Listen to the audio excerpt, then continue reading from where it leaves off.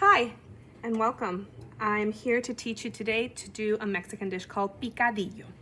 It basically consists of ground beef. So you're going to need a pound of any type of beef you like, and if you don't want beef and you want pork or you want chicken, whatever ground meat you have, grab a pound. Here you'll see I already have chopped up some of my ingredients, and I'm sorry I don't have more of the ingredients that you would normally use, but during this social distancing time, I haven't made it to the supermarket as much. So I thought I had canned tomatoes, but I didn't. So I'm making do with what I have. Here is a small onion that's been chopped. And here's a small to medium sized potato that's been diced as well. And I also have a clove of garlic in there. So I'm gonna start by frying this in a saucepan. And then I'll throw in the meat. And then I also have a little bit of chicken stock over there, homemade, and then I have my tomato. And I'll show you a few spices that we're gonna do with this. We're gonna fry it, then we're gonna cover it, let it simmer, and it's gonna taste wonderful. Again, everything is substitutable. Like if you have people in your household that don't like onion, you can go ahead and use powdered onion and powdered garlic. It'll still be flavorful without that heaviness of the taste of the onion that some people don't like, even if it's fried. Anything you can use powdered. Basically, make the recipe yours. Nothing is set in stone. Again, this is Mexican, loosely, but obviously it's not super authentic. I don't have all the herbs. I don't have all the ingredients. This dish also uses olives and raisins to add depth of flavors. But we will make do without it because honestly in my household they're not going to be thrilled with raisins in it. And I'm out of olives, so there it is. A pound of ground meat, some onion to your liking, a garlic clove or two, and a small can of chopped tomato, diced tomato, or you can dice up 2 tomatoes, whatever you like. So basically all I'm doing is just getting the little potato, and the potato, don't forget about that one. Just sauteing them lightly. I'm gonna go ahead and make some space here. I had some oil. I'm gonna add a little more. I had like 2 tablespoons. I'm gonna add some more olive oil. Whatever oil you have is fine. And I'm gonna go ahead and add my pound of beef.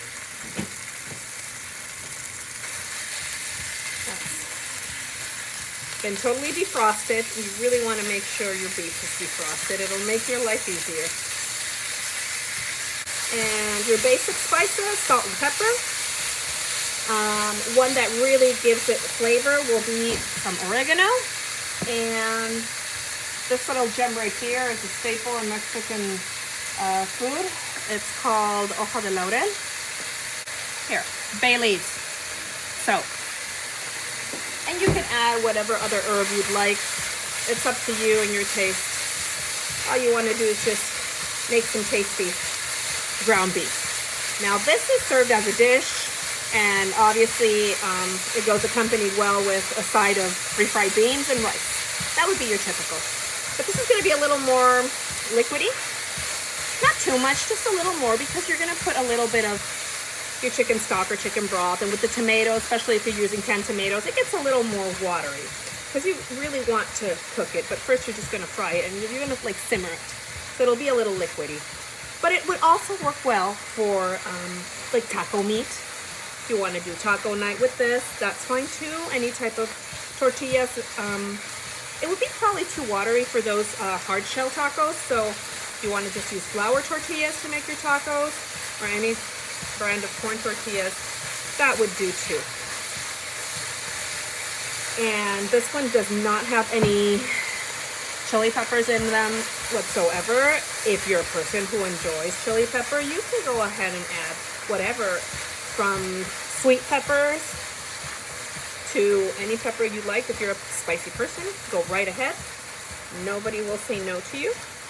I just particularly don't like it. My household does not eat all that much. I'm going to put in some of my herbs. There's the bay leaf.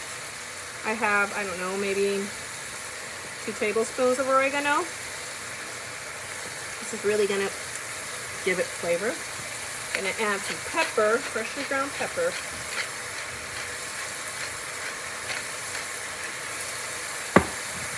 And a little bit of salt. Just a little bit. Because you can always correct for salt at the end. And if there's people that maybe have a special diet that don't like that much salt, then don't even add it. Anybody can add their own when it's served. And this won't be enough tomato, but like I said, we're down to the last one. But imagine it with much more tomato than this.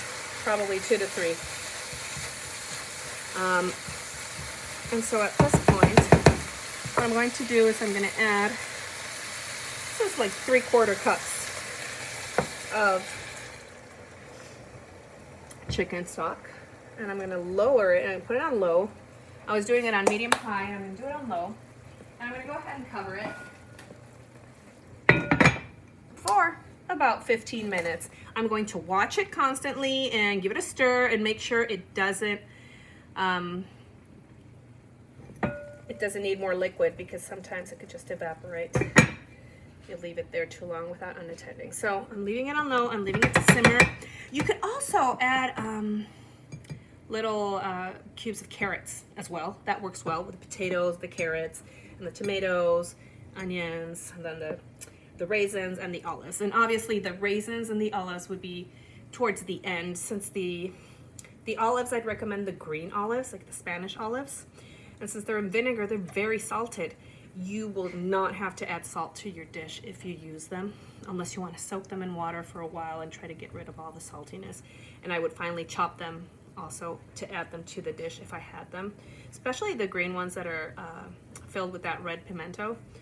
Those taste really good in this dish. And then the raisins towards the very end is when you would add that, but we're not going to add that today. So I'll get back to you when this is ready so I can show you what it looks like. And that's it.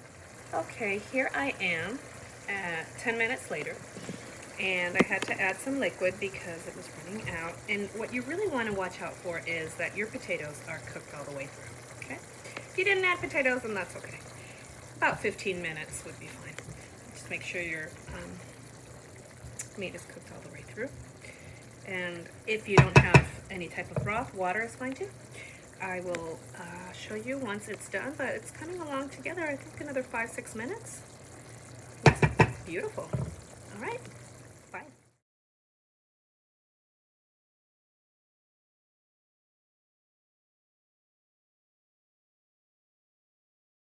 Hey, so here's another idea of how you can serve your picadillo. We have here tostadas, which is basically like a toasted or fried tortilla, and it's basically like a hard shell taco, but it's flattened. These are not bent. Those hard shell tacos do not exist in Mexico. That's not authentic. This is. So this is Guerrero. You can get them at supermarkets here, or any brand you can find. And what you do is you always start a tostada with refried beans. That's your base. And on top, you can put whatever you want. You can make it vegetarian if you just want, you know, some veggies on it, or whatever dish you have goes on top. So I'm going to do this. Then I'm going to add a little bit of my picadillo. Yes, it's a little watery, but who cares? Add a little more. Doesn't this look mouth-watering? And there you have it. Accompany it with your favorite salsa. You usually add shredded lettuce on top if you have some. You add some more cheese and some salsa or avocado. Do whatever you have. You do you, whatever flavors you like. You can mix and match. This isn't, you know, like traditional, there's a rule that you can't eat it if it doesn't have this or that. Just enjoy your meal any way you like it. Bon appetit. Buen provecho.